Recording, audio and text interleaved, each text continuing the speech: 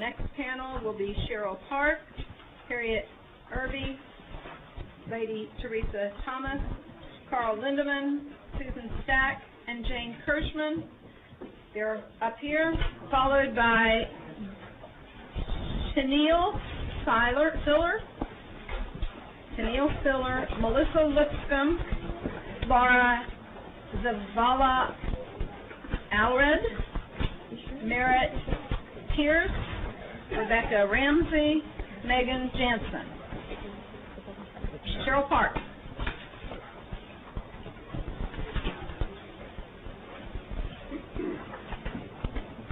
Ms. Park?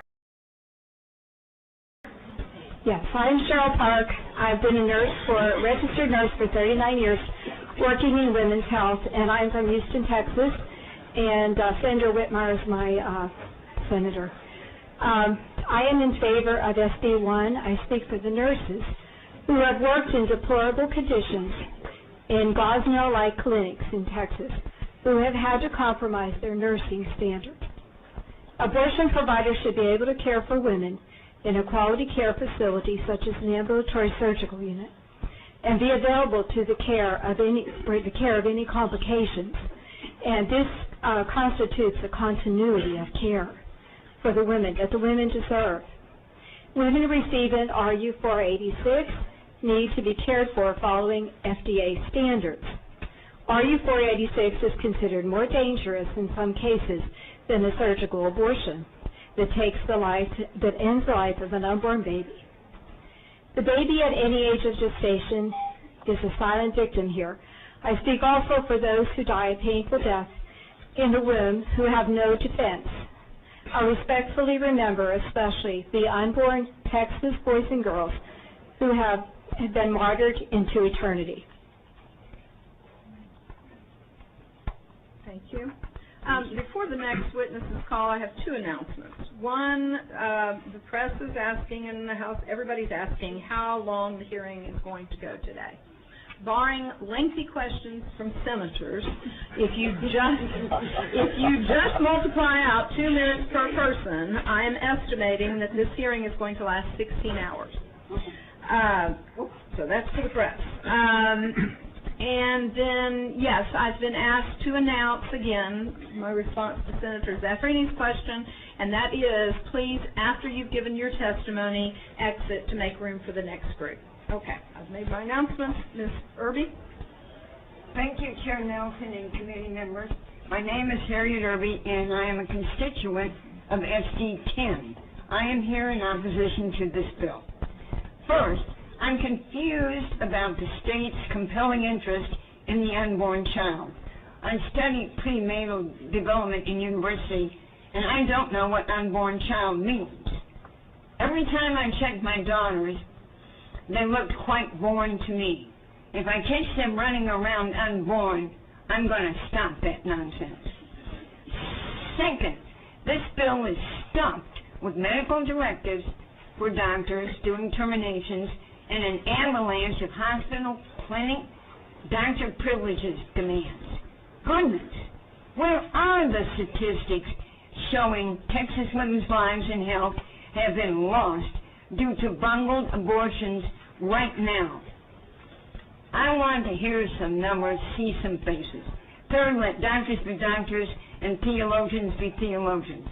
Finally, this issue has a special connection with Tarrant County. There have been 2 pro-choice state senators from Tarrant County. And the world should know and not forget Senator Benny Andahar.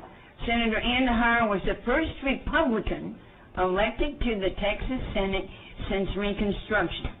Elected in 1972, Benny Andahar was pro-choice and a major contributor to Planned Parenthood. She was a bold pro-choice trendsetter from Tarrant County. This issue is bipartisan. This issue is about women, not theology or politics. The question is, what happened? Who turned out the lights on Texas women?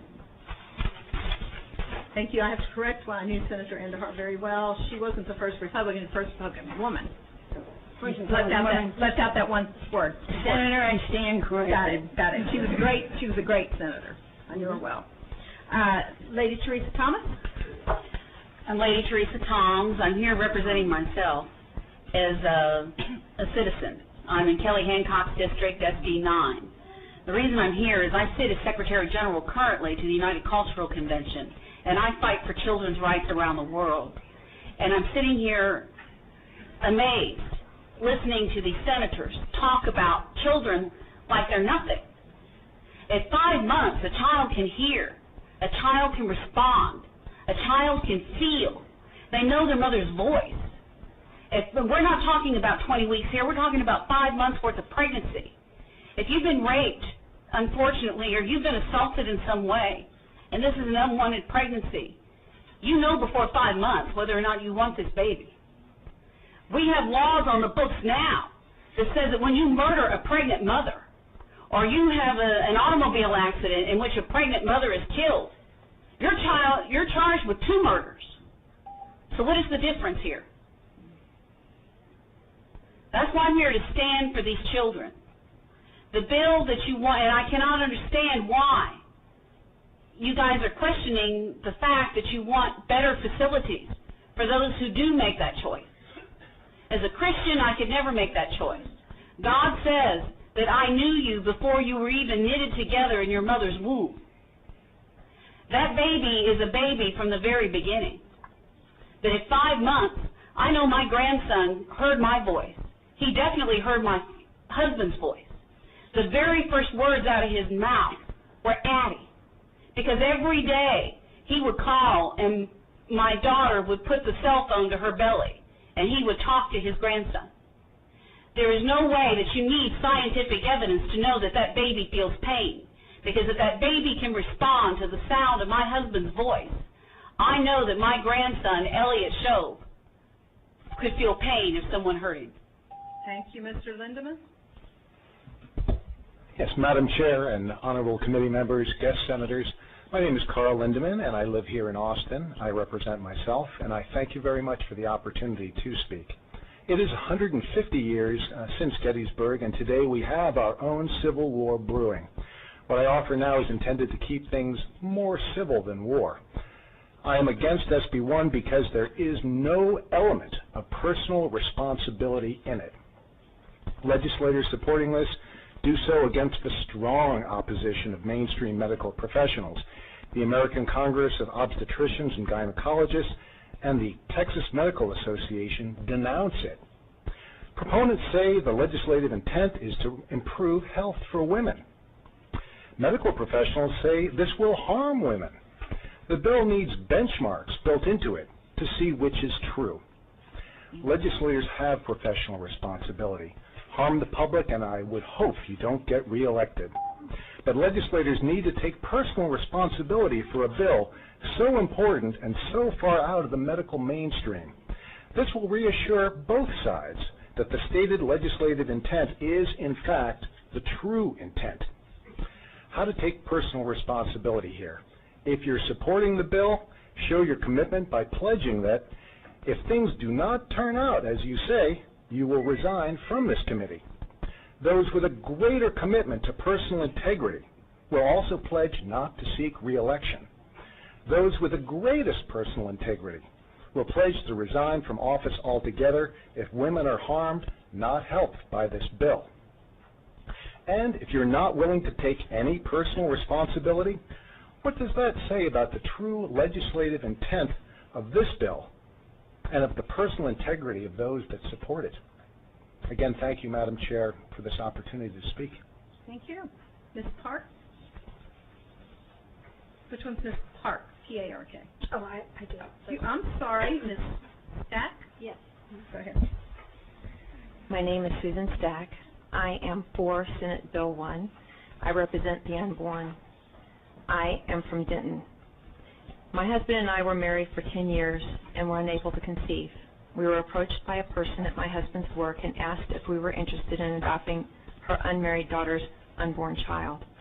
We were told that the daughter had a drug problem. Knowing this, we willingly agreed to adopt this child with the agreement of her daughter. We began to prepare for the birth of our child with deep felt joy. 2 weeks before our baby's birth, we were tearfully told by my husband's coworker that her daughter had, for some unknown reason, had a late-term abortion. I cannot describe our horror. We had lost our child, and even worse, we knew that our child had been brutally, if legally, murdered. This child's feet were never allowed to fill a pair of shoes. Because abortion is so encouraged and subsidized in this country, the waiting list for adoption takes years to get through. We finally went out of the United States to adopt. One of our children was conceived by incestuous rape. Her mother was 12. By the grace of God, she survived her birth father's efforts to end her preborn's life. We are eternally thankful for the courage and love of her birth mother. If she is listening, I want her to know that we cannot thank her enough for our beloved daughter. She and our son, a premature born child, are the greatest gifts God has given us. I would ask that if we're not willing to protect all people, including those living in their mother's wombs, we should at least provide the best care and protection for the women seeking this appalling procedure, with facilities that are regulated and doctors that have admitting privileges to hospitals. Thank you. Jane Kirschman. Thank you. Good afternoon, Chair and Committee. My name is Jane Kirschman, and I'm a Round Rock constituent of Senator Charles Schwertner. I am representing myself, and I am testifying against Senate Bill 1. When religion is integrated into government, only one religion has religious freedom. Our laws must be based on science and reason, not on religion. SB 1 is based on religious beliefs held by only some Texans, but remember, separation of church and state would hold even if everyone had the same religion. The United States is not a theocracy. The 20-week fetal pain portion of SB 1 is not based on substantial medical evidence.